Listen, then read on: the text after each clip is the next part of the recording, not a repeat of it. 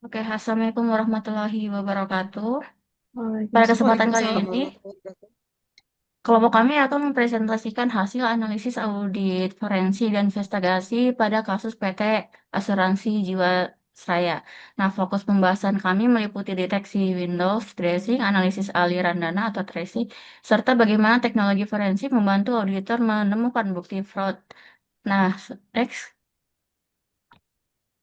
Nah, berikut ini adalah anggota tim yang terlibat dalam penyusunan materi ini. Pertama ada Mbak Ervi, yang kedua saya sendiri, Evi Dian, yang ketiga ada Mbak Malini Aulia, yang keempat ada Mbak Melina Peridotun, yang kelima ada Mas Atitar Aliwa, selanjutnya ada Mas Yohanes dan Mas Bagia Raja, dan terakhir ada Mbak Nimade Sri Meliandari.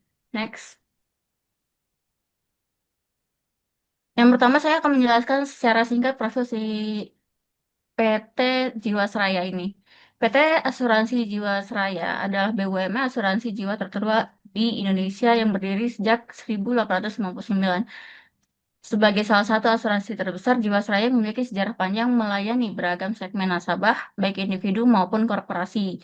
Inti kasus dari perusahaan yang mengalami tekanan likuiditas sejak 2006 yang ditutupi melalui rekayasa akuntansi.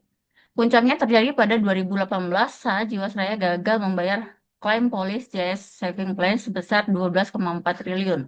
Dan penyebab utamanya adalah pengelolaan investasi yang sembrono, menempatkan dana pada saham gorengan berkualitas rendah dan korupsi yang melibatkan manajemen serta pihak swasta. Next.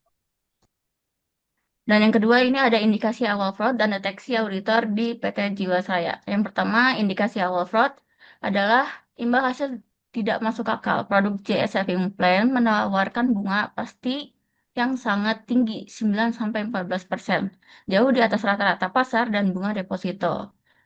Yang kedua, aset investasi berkualitas buruk. Mayoritas dana nasabah ditempatkan pada saham-saham undervalued atau saham gorengan yang fluktuatif dan tidak liquid. Yang ketiga, ada skema Ponzi. Mengandalkan premi nasabah baru untuk membayar klaim nasabah lama karena ketiadaan likuiditas real.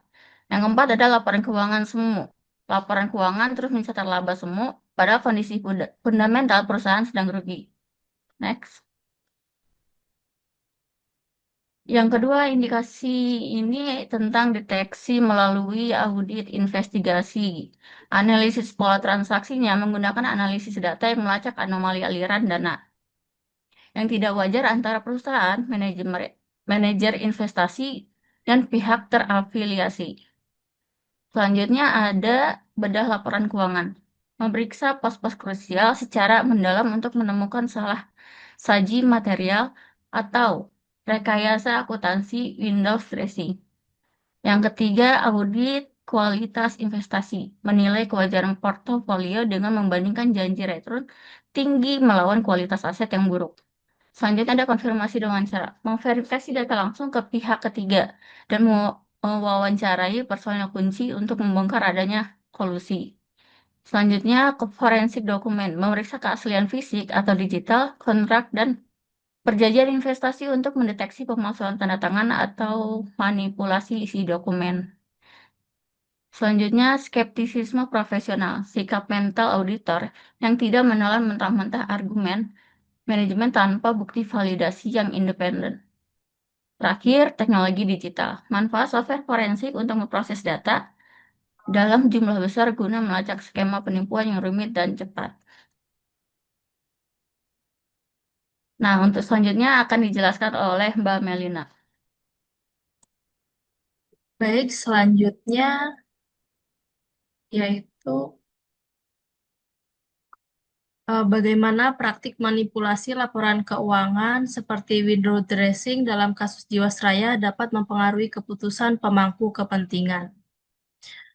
Dalam kasus Jiwasraya, praktek window dressing digunakan oleh manajemen untuk membuat laporan keuangan perusahaan tampak sehat dan menguntungkan, meskipun kondisi keuangan nyata menunjukkan likuiditas yang sangat buruk.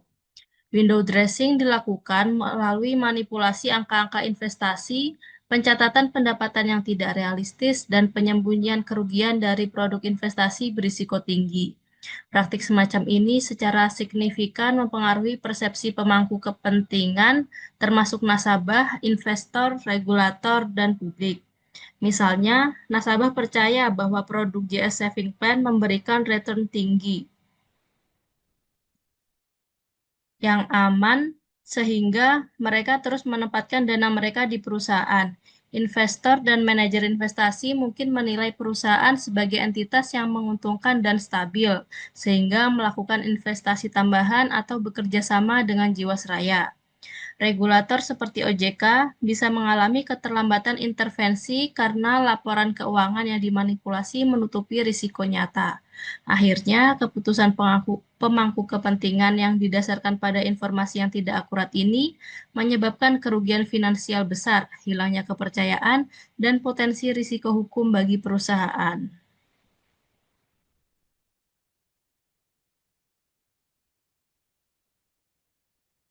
Nah, berikut adalah beberapa hal yang penting untuk diperhatikan, yaitu yang pertama, terkait distorsi informasi keuangan, di mana window dressing membuat laba terlihat sehat, menutupi kerugian investasi berisiko tinggi, dan menciptakan persepsi stabilitas palsu. Yang kedua, pengaruh terhadap nasabah, yaitu nasabah bisa termotivasi untuk menempatkan dana di produk Jiwasraya karena informasi return tinggi dan risiko rendah yang tercermin dalam laporan keuangan yang dimanipulasi. Pengaruh terhadap investor dan mitra bisnis. Investor atau manajer investasi menilai perusahaan sebagai entitas sehat dan berpotensi memberikan return tinggi, sehingga memicu investasi tambahan atau kolaborasi bisnis. Yang keempat, pengaruh terhadap regulator. OJK dan pihak pengawas mungkin tidak segera mengetahui kondisi likuiditas real, sehingga intervensi atau tindakan pengawasannya terlambat. Yang kelima, kerugian dan dampak reputasi. Keputusan yang diambil berdasarkan laporan yang dimanipulasi menyebabkan kerugian finansial yang besar, hilangnya kepercayaan publik, dan kerusakan reputasi industri asuransi secara keseluruhan. Dan yang terakhir yaitu risiko legal dan etis. Praktik ini membuka potensi tuntutan hukum dan sanksi terhadap manajemen yang melakukan manipulasi, serta mengganggu prinsip tata kelola perusahaan yang baik.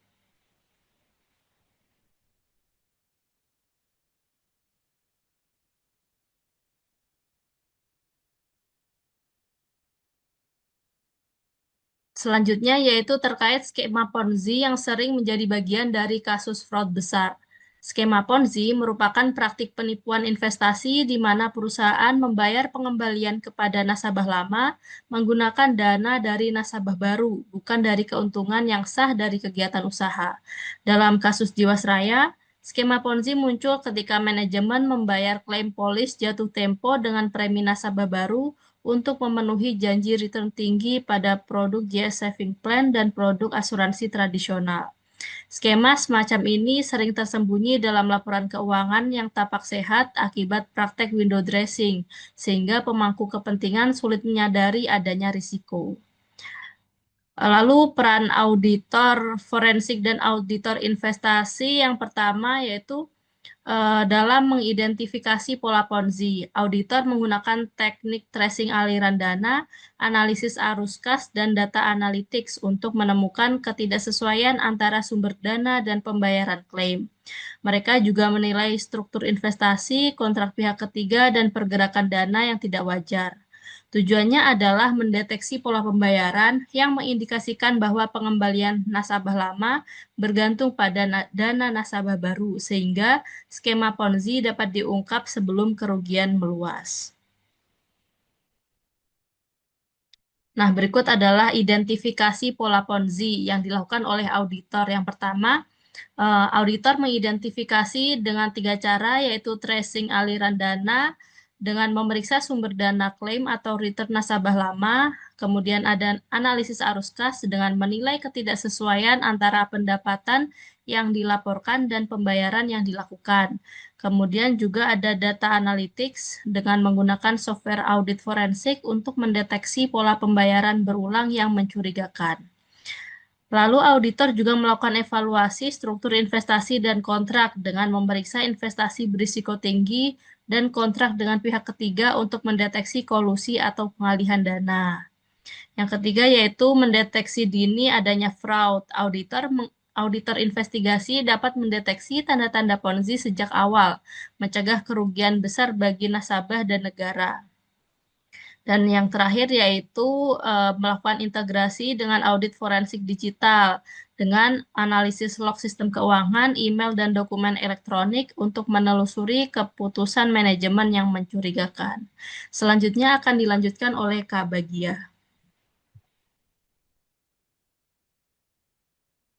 Kemudian kita akan lanjut ke dalam pembahasan kolusi antar manajemen dan pihak eksternal dalam audit investigasi serta strategi penanganannya. Kolusi antara manajemen perusahaan dan pihak eksternal seperti manajer investasi merupakan salah satu bentuk fraud yang paling kompleks dan sulit dideteksi dalam audit investigasi. Karena apa? Karena kolusi ini memperbesar risiko salah saji material dan secara signifikan mempersulit auditor dalam mengungkapkan fakta yang sebenarnya. Apa saja dampaknya?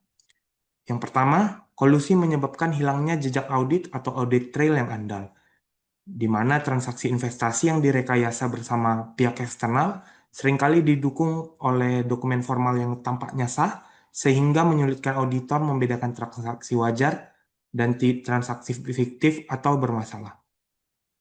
Kedua, kolusi memperlemah efektivitas pengendalian internal. Ketika manajemen puncak terlibat, mekanisme kontrol internal menjadi tidak berfungsi karena pihak yang seharusnya mengawasi justru jadi pelaku. Hal ini membuat auditor tidak dapat sepenuhnya mengandalkan sistem pengendalian internal perusahaan. Kemudian, kolusi juga meningkatkan risiko informasi menyesatkan secara sistematis, di mana pihak internal dan eksternal dapat menyelaraskan narasi, data, dan keterangan saat proses audit, termasuk dalam wawancara dan konfirmasi, sehingga auditor menerima bukti yang bias dan tidak independen. Dan yang terakhir, kolusi mempersulit konfirmasi pihak ketiga, di mana manajer investasi atau entitas eksternal yang terlibat cenderung akan memberikan konfirmasi yang tidak objektif dan menutupi transaksi bermasalah sehingga prosedur konfirmasi standar menjadi kurang efektif. Untuk itu, auditor perlu strategi untuk mengatasi kolusi tersebut. Yang pertama, auditor harus meningkatkan skeptisme profesional terutama dalam berhadapan dengan transaksi yang bernilai besar, kompleks, dan melibatkan pihak terkait. Yang kedua, auditor perlu melakukan konfirmasi independen dan berlapis, tidak hanya mengandalkan satu sumber eksternal, tetapi membandingkan data dari berbagai pihak, termasuk custodian efek, bank, dan lembaga clearing, guna memverifikasi keabsahan transaksi investasi. Kemudian yang ketiga, penerapan audit forensik dan data analytics menjadi sangat penting dengan melalui analisis pola transaksi, arus kas, dan pergerakan dana lintas entitas, auditor dapat mengidentifikasi indikasi kolusi seperti pola investasi berulang pada instrumen yang justru berkinerja buruk atau aliran dana yang tidak sejalan dengan tujuan investasi asuransi. Kemudian, strategi yang keempat adalah auditor perlu melakukan penelusuran hubungan afiliasi atau beneficial ownership analysis untuk mengungkapkan keterkaitan tersembunyi antara manajemen perusahaan dan pihak eksternal. Strategi ini membantu mengidentifikasi konflik kepentingan yang tidak diungkap secara formal. Kemudian strategi yang terakhir adalah auditor dapat memperkuat hasil investigasi dengan wawancara forensik dan analisis dokumen elektronik, termasuk email, notulen, rapat, dan log sistem untuk mengungkap pola komunikasi dan pengambilan keputusan yang mengindikasikan kolusi. Pada akhirnya kita sampai pada kesimpulan soal nomor 5, kolusi antara manajemen dan pihak eksternal secara signifikan mempersulit audit investigasi karena melemahkan pengendalian internal, memanipulasi bukti, dan menciptakan informasi yang menyesatkan. Oleh karena itu, auditor harus mengkombinasikan skeptisme profesional, prosedur forensik, analisis data lanjutan, dan verifikasi independen untuk menembus kompleksitas kolusi tersebut. Pendekatan ini tidak hanya meningkatkan efektivitas audit investigasi, tetapi juga berperan penting dalam pencegahan fraud sistematik di masa depan. Kemudian soal nomor 6 adalah peran teknik audit investigasi dalam melacak alur dana yang salah dialokasikan pada investasi saham dalam tanda kutip gorengan. Modus operandi investasi pada saham gorengan merupakan bentuk penyimpangan serius dalam pengelolaan dana nasabah, khususnya pada industri asuransi yang seharusnya menerapkan prinsip kehati-hatian atau prudential principle atau prudential principle. Dalam kasus seperti Jiwasraya, dana nasabah dialihkan ke instrumen saham yang berisiko tinggi yang nilainya juga dimanipulasi, sehingga menimbulkan kerugian yang besar. Audit investigasi memiliki peran krusial untuk mengungkapkan dan melacak alur dana yang salah dialokasikan tersebut. Pelacakan alur dana ini memiliki tantangan, yaitu investasi pada saham gorengan ini umumnya dilakukan melalui skema yang kompleks dan berlapis, juga melibatkan manajer investasi, perusahaan sekuritas, serta pihak afiliasi. Transaksi ini sering disamarkan sebagai suatu keputusan investasi yang sah, didukung dokumen yang formal, dan juga dicatat dalam laporan keuangan secara manipulatif. Kondisi ini menyulitkan auditor untuk secara langsung mengidentifikasi penyimpangan tanpa pendekatan investigatif yang mendalam. Beberapa teknik audit yang dapat dilakukan auditor untuk melacak salah alokasi dana ini. Yang pertama, auditor menerapkan tracing dan fund flow analysis untuk menelusuri pergerakan dana sejak diterima dari nasabah hingga ditempatkan pada instrumen investasi tertentu. Misalnya, melalui teknik ini, auditor dapat mengidentifikasi apakah dana tersebut sesuai dengan kebijakan investasi atau justru dialihkan ke saham berisiko tinggi yang tidak sejalan dengan profil risiko asuransi. Yang kedua, auditor melakukan analisis transaksi investasi secara mendalam, termasuk waktu pembelian, harga transaksi, volume saham, dan pihak lawan transaksi. Auditor membandingkan harga beli dengan harga pasar wajar untuk mendeteksi indikasi rekayasa harga atau transaksi yang bertujuan untuk menggelembungkan nilai portofolio. Auditor juga harus menggunakan data analitik untuk audit forensik digital untuk mengidentifikasi pola transaksi yang tidak wajar, seperti pembelian saham berkinerja buruk, konsentrasi investasi pada emiten tertentu, atau transaksi yang dilakukan mendekati tanggal pelaporan keuangan untuk tujuan window dressing. Yang keempat, auditor melakukan penelusuran hubungan afiliasi dan beneficial ownership guna mengungkap keterkaitan antara manajemen perusahaan, manajer investasi, dan pihak penerbit saham tersebut. Teknik ini penting untuk mengidentifikasi konflik kepentingan dan kolusi yang mendasari pemilihan saham gorengan. Kemudian yang kelima, auditor melakukan konfirmasi independen dan rekonsiliasi eksternal dengan membandingkan data internal perusahaan dengan catatan dari pihak kustodian, perusahaan sekuritas, dan lembaga clearing. Ketidaksesuaian data menjadi indikasi kuat adanya manipulasi atau penyembunyian alur dana. Dampak temuan audit investigasi ini, auditor dapat merekonstruksi alur dana secara komprehensif dan membuktikan bahwa investasi pada saham gorengan bukan merupakan keputusan bisnis yang wajar, melainkan bentuk penyalahgunaan dana nasabah. Temuan ini tidak hanya menjadi dasar pengungkapan fraud, tetapi juga berfungsi sebagai alat pembuktian hukum dan evaluasi kelemahan tata kelola perusahaan. Kita sampai pada kesimpulan bahwa audit investigasi memungkinkan auditor menembus kompleksitas transaksi investasi yang disamarkan dan melacak alur dana yang salah dialokasikan secara sistematis. Dengan mengkombinasikan tracing dana, analisis transaksi, audit forensik digital, dan verifikasi independen, auditor dapat mengungkapkan praktik investasi saham gorengan yang merugikan nasabah serta memperkuat upaya penegakan tata kelola dan perlindungan kepentingan publik. Untuk soal selanjutnya akan dilanjutkan oleh Nima Desri. Baik, terima kasih atas kesempatannya. Di sini saya izin untuk melanjutkan presentasi dari Kak Bagia. Untuk pertanyaan yang nomor 7, peran teknologi forensik dalam membantu auditor menemukan bukti-bukti fraud. Nah, dalam kasus PT Asuransi Jiwasraya, teknologi forensik ini memainkan peran yang sangat penting dalam membantu auditor untuk mengungkap dan membuktikan terjadinya fraud dalam pengelolaan investasi. Kompleksitas instrumen investasi ini, besarnya nilai dana yang dikelola, serta keterlibatan banyak pihak menjadikan teknologi forensik ini sebagai sarana utama dalam audit investigatif. Nah, peran teknologi forensik tersebut antara lain yang pertama, untuk menganalisis data transaksi investasi secara menyeluruh. Teknologi forensik ini memungkinkan auditor untuk menganalisis seluruh populasi transaksi investasi atau full data analysis. Nah, dengan pendekatan ini, auditor dapat mengidentifikasi transaksi yang tidak wajar, seperti transaksi pada instrumen berisiko tinggi yang tidak sesuai dengan kebijakan investasi dan prinsip kehati-hatian perusahaan. Selanjutnya, peran yang kedua yaitu untuk mendeteksi manipulasi nilai investasi dan laporan keuangan.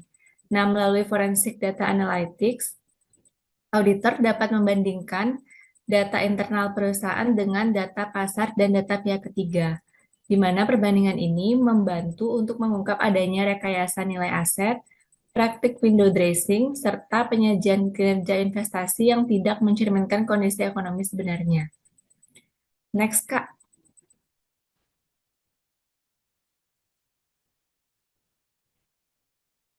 Slide-nya. Yang ketiga yaitu untuk menelusuri aliran dana atau tracing of funds. Nah, teknologi forensik ini digunakan juga untuk menelusuri pergerakan dana investasi dari sumber hingga tujuan akhir. Auditor dapat mengidentifikasi indikasi penyalahgunaan dana, pengalihan dana ke pihak tertentu, serta transaksi yang mengarah pada kepentingan pribadi atau kelompok tertentu. Yang keempat, peran teknologi forensik ini untuk mengidentifikasi hubungan dan kolusi antar pihak. Nah, dengan teknik link analysis, auditor dapat memetakan hubungan antara manajemen perusahaan, manajer investasi, dan pihak eksternal. Analisis ini membantu mengungkap adanya konflik kepentingan, kolusi, serta kerjasama tidak wajar dalam pengambilan keputusan investasi. Selanjutnya, untuk peran yang kelima, yaitu pengumpulan dan pengamanan bukti digital. Teknologi forensik ini berperan dalam mengamankan dokumen elektronik, korespondensi email, dan data sistem informasi. Nah, bukti digital tersebut harus dijaga integritasnya agar dapat digunakan sebagai alat bukti yang sah dalam proses audit investigatif dan penegakan hukum. Untuk peran yang keenam, yakni untuk meningkatkan efektivitas dan efisiensi audit investigatif. Nah, pemanfaatan teknologi ini untuk mempercepat proses audit, meningkatkan akurasi temuan, serta membantu auditor memfokuskan pemeriksaan pada area berisiko tinggi, sehingga pengungkapan fraud dapat dilakukan secara lebih efektif. Jadi, teknologi forensik ini menjadi instrumen utama yang memperkuat peran auditor dalam mengungkap fraud pengelolaan investasi pada kasus Jiwasraya. Pemanfaatan teknologi ini tidak hanya membantu menemukan bukti penyimpangan, tetapi juga memastikan bahwa temuan audit ini memiliki dasar analitis yang kuat dan dapat dipertanggungjawabkan secara hukum. Selanjutnya, untuk presentasi dilanjutkan oleh Kak Atitar. Baik, terima kasih atas kesempatannya. Untuk selanjutnya kita akan membahas mengenai bagaimana seorang auditor harus merespons ketika menemukan laporan keuangan perusahaan yang tidak sesuai dengan standar akuntansi. Nah, pada dasarnya ketika auditor menemukan bahwa laporan keuangan itu tidak sesuai, maka auditor mempunyai tanggung jawab yang kuat di situ. Yang mana ketidaksesuaian laporan keuangan itu seringkali merupakan indikasi adanya salah saji material dan dalam banyak kasus juga berhubungan dengan adanya potensi fraud. Seperti yang ditemukan pada skandal Jiwasraya, untuk itu auditor harus mengambil langkah-langkah yang sistematis sebagaimana dijelaskan dalam standar audit internasional dan literatur profesional. Nah, langkah pertama yang wajib dilakukan auditor adalah meningkatkan skeptisisme profesional. Karena dalam standar auditing menekankan bahwa auditor harus selalu mempertimbangkan kemungkinan adanya salah saji material akibat fraud. terutama ketika terdapat tanda-tanda bahwa laporan keuangan tidak sesuai standar penyajian yang wajar. Standar ini secara eksplisit menyatakan pentingnya skeptisisme profesional dan penilaian risiko fraud sebagai bagian dari proses audit. Selain itu, jika ketidaksesuaian laporan keuangan berkaitan dengan potensi pelanggaran regulasi, auditor harus mengikuti panduan yang diatur pada ISA 250, yang mana dipaparkan dalam artikel Audit Procedure when non-compliance is identified or suspected. Nah, ketika auditor mengidentifikasi atau mencurigai ketidakpatuhan terhadap hukum atau standar keuangan, auditor wajib melakukan prosedur tambahan seperti yang pertama, meminta klarifikasi kepada manajemen atau penasihat hukum, lalu meninjau dokumen hukum dan korespondensi dengan regulator, mendapatkan bukti yang cukup dan tepat untuk menilai dampaknya terhadap laporan keuangan, dan yang terakhir melaporkan temuan kepada pihak yang berwenang. Jika ketidaksesuaian laporan keuangan diyakini terjadi karena kesengajaan, maka auditor perlu melakukan prosedur audit investigatif, seperti melakukan pemeriksaan lebih rinci terhadap akun-akun yang berisiko tinggi, menguji kewajaran transaksi, serta menerapkan teknik audit lanjutan untuk mendeteksi penggelapan atau manipulasi laporan keuangan. Pendekatan ini sejalan dengan apa yang dijelaskan dalam literatur fraud auditing, di mana auditor bertanggung jawab untuk mengidentifikasi faktor risiko fraud dan menyesuaikan prosedur auditnya untuk merespons risiko tersebut. Selanjutnya, auditor juga berkewajiban berkomunikasi dengan pihak terkait, seperti peminta audit atau dewan komisaris. AS 2401 mengatur bahwa auditor harus segera memberitahu pihak tata kelola jika ditemukan indikasi fraud atau ketidakpatuhan serius dalam laporan keuangan. Transparansi komunikasi ini penting agar pihak tata kelola perusahaan dapat mengambil tindakan korektif dan melakukan penyelidikan internal.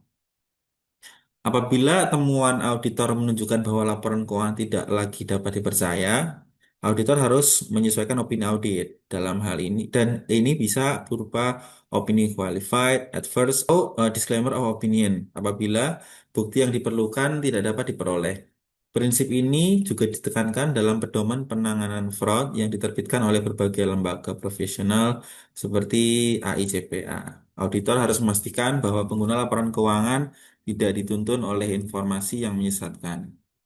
Secara keseluruhan, respons auditor terhadap laporan keuangan yang tidak sesuai standar akuntansi harus melibatkan kombinasi dari skeptisisme profesional, analisis risiko, prosedur investigasi, verifikasi independen, komunikasi resmi, serta penyesuaian opini audit.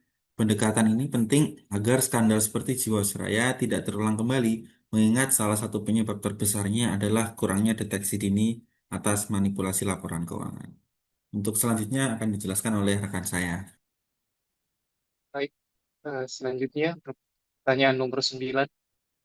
Apa saja langkah-langkah yang dapat dilakukan auditor untuk menghitung dan memastikan besaran kerugian akibat fraud? Berikut adalah langkah-langkah yang dapat dilakukan oleh auditor untuk menghitung kerugian negara. Yang pertama adalah penentuan titik tolak penyimpangan, di mana auditor mesti mencari bukti awal perbuatan melawan hukum atau indikator penyimpangan yang menjadi dasar bagi auditor untuk memulai penghitungan kerugian negara. Yang kedua, berikutnya, yang kedua ialah memilih metode penghitungan kerugian. Ada beberapa metode yang dapat dipilih oleh auditor. Yang pertama, metode arus kas keluar bersih, opportunity cost, metode selisih nilai wajar, dan metode total loss. Dan dalam kasus ini, dalam kasus Jiwasraya, BPK selaku auditor yang menghitung kerugian negara menggunakan metode total loss. Berikutnya, langkah berikutnya adalah analisis hubungan kausalitas atau causality link, di mana auditor memastikan bahwa kerugian negara memang terjadi karena ada fraud, bukan karena alasan lain atau bukan karena faktor lain, misalnya fluktuasi pasar global. Dengan dilakukannya analisis ini, auditor perlu menganalisis transaksi serta mengikuti aliran uang atau aliran kas yang jadi.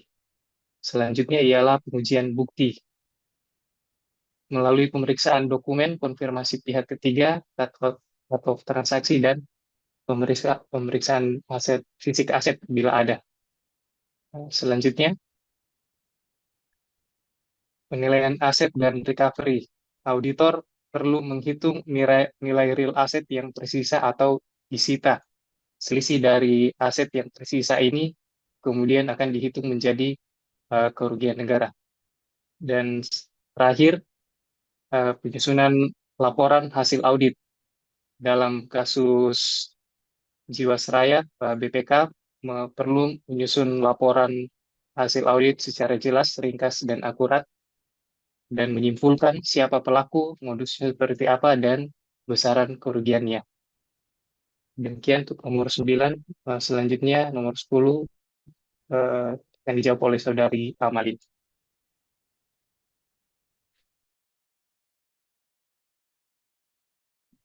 Baik, terima kasih Kak Yohanes.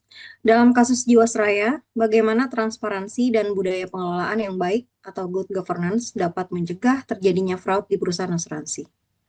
Nah, kasus PT Asuransi Jiwasraya merupakan salah satu skandal keuangan terbesar di Indonesia yang menunjukkan lemahnya penerapan prinsip transparansi dan tata kelola perusahaan yang baik atau good corporate governance.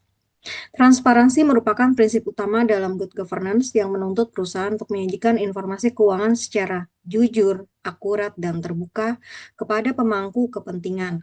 Dalam kasus Jiwasraya, manajemen diduga melakukan manipulasi laporan keuangan dengan merekayasa nilai aset investasi agar perusahaan terlihat sehat secara finansial, padahal kondisi sebenarnya menunjukkan kerugian besar akibat investasi beresiko tinggi. Apabila transparansi ditetapkan dengan baik, maka informasi keuangan yang tidak wajar dapat lebih cepat terdeteksi oleh auditor, regulator, maupun publik, sehingga potensi fraud dapat dicegah sejak dini. Sistem pengendalian internal yang kuat juga merupakan bagian penting dari good governance. Pengendalian internal mencakup pemisahan tugas, pengawasan berlapis, serta fungsi audit internal yang independen. Dalam kasus Jiwasraya, lemahnya pengawasan internal memungkinkan manajemen melakukan keputusan investasi tanpa kontrol yang memadai. Dengan sistem pengendalian efektif, setiap transaksi dan keputusan strategis akan melalui proses evaluasi, sehingga mengurangi peluang terjadinya penyimpangan.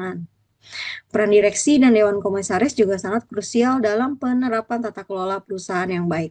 Direksi bertanggung jawab dalam pengelolaan perusahaan, sedangkan komisaris berfungsi mengawasi jalannya manajemen. Dalam praktik good governance, komisaris harus aktif memastikan bahwa setiap kebijakan perusahaan dijalankan sesuai dengan prinsip kehati-hatian dan peraturan yang berlaku. Nah, pada kasus Jiwasraya, pengawasan yang lemah menyebabkan keputusan investasi spekulatif tidak terkendali. Dengan pengawasan yang efektif, potensi fraud dapat diminimalkan.